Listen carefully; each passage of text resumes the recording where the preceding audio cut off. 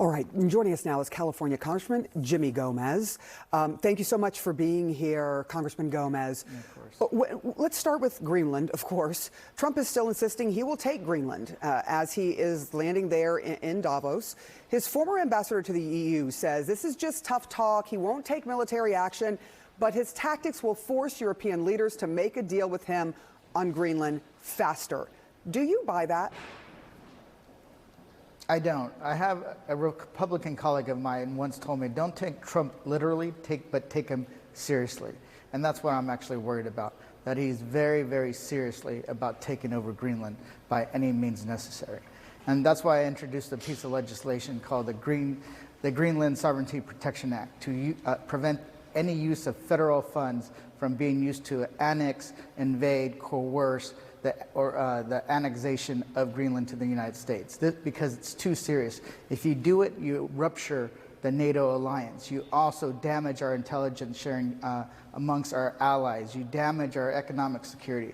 It is one of the biggest blunders in U.S. history. This is going to be worse than Bay of Pigs. This is going to be a blunder of epic proportions, because the cost doesn't justify the means and doesn't justify the ends.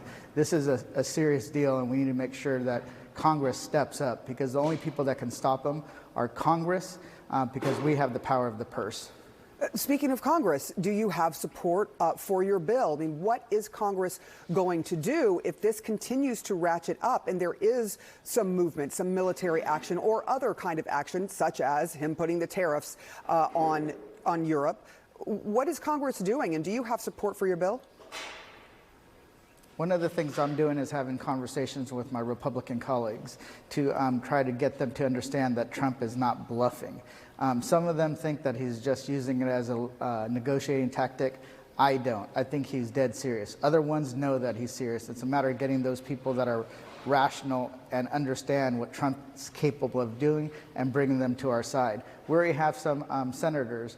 The senator from Alaska, the Republican, was out in Denmark, and she understands the seriousness of the situation, but now we need the entirety. So we're going to present this bill in rules. We're going to try to get it passed there. If it's not passed there, we're considering either doing another appropriations bill, a must-pass bill, so that Trump, we put it on his desk, he's going to have to sign it one way or the other. So there's still a lot of different avenues to take, but there's a lot of game to play. All right, let me bring us back here to home. While there are, there's a big fight that Trump is picking in Davos over Greenland, there is a huge fight back here at home when it comes to his immigration crackdown, particularly in, we're seeing it there in Minneapolis and the surrounding areas. Now the police chief in Brooklyn Park is speaking up against ICE tactics, because suddenly now his officers, while off duty, have been caught up in this. I want you to listen to what he has said has happened.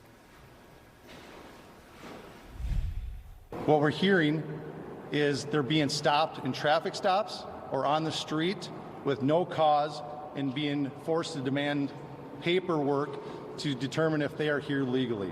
We started hearing from our police officers the same complaints as they fell victim to this while off duty. Every one of these individuals is a person of color. If it is happening to our officers, it pains me to think of how many of our community members are falling victim to this every day. What support can you give him? What do you think should be done about ICE's tactics? Well, first, I want everybody to know that we said that this would happen when it started in Los Angeles. I went on TV and said that they're just going after people based on what they look like. In Trump's America, with ICE and CBP all over the streets, I knew that I would be at risk. People that look like me, people that have an accent, people that work at restaurants or do jobs that other Americans wouldn't do. I knew that they would go after them just based on the fact that they're at the wrong place at the wrong time. So if they're going after police officers, I'm not shocked, because in Trump's America, if you're Latino, you look foreign, you're guilty until proven innocent. And that's what that situation shows. So he needs to help. I think that was a big statement to make. We also heard of something very similar happening in Brooklyn.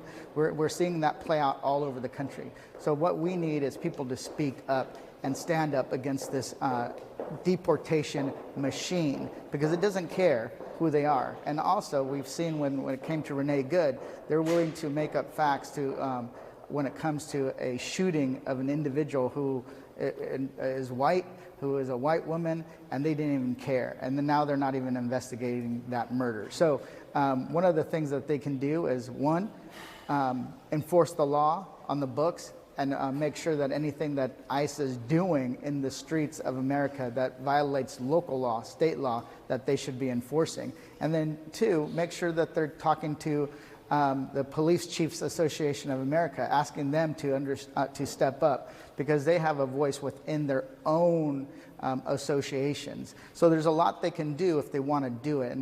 But that's one of the things I want to say. No one is safe in Trump's America.